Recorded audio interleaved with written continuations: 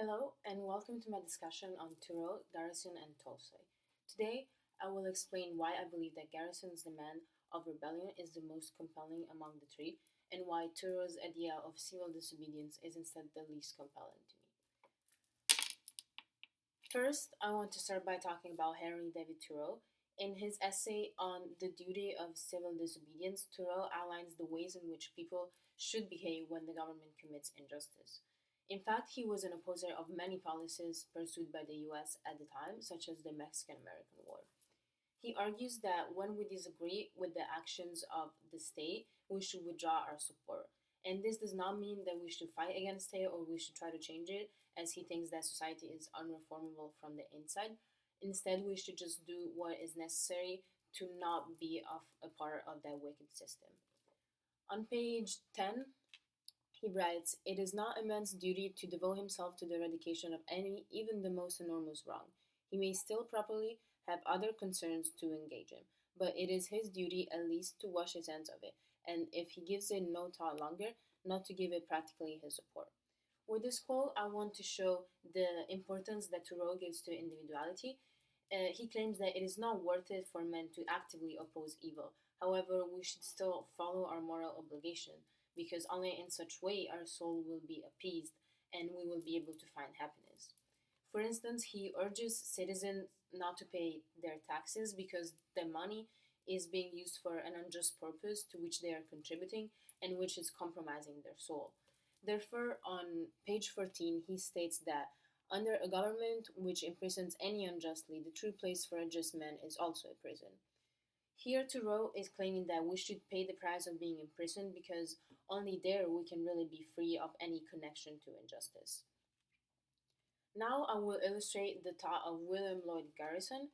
Similar to Thoreau, he is disgusted by the embracement of injustices by the American government.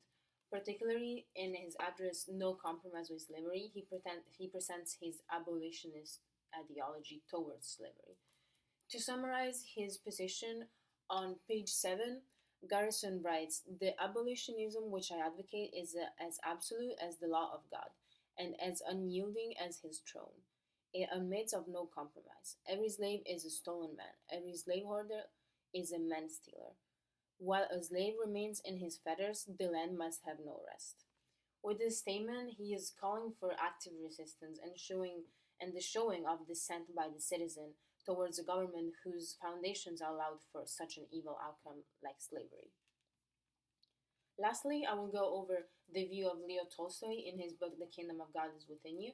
His whole model here is based on the principle of non resistance to evil. In fact, he argues that people should act in accordance with Jesus' teaching of turning the other cheek. The use of force is always bad and violence is never justified. On page 21, he says that even if it were possible to distinguish the wicked from the good unfailingly, even then it would be impossible to kill or injure or shut up in prison these wicked men, because there would be no one in a Christian society to carry out such punishment, since every Christian has been commanded to use no force against the wicked.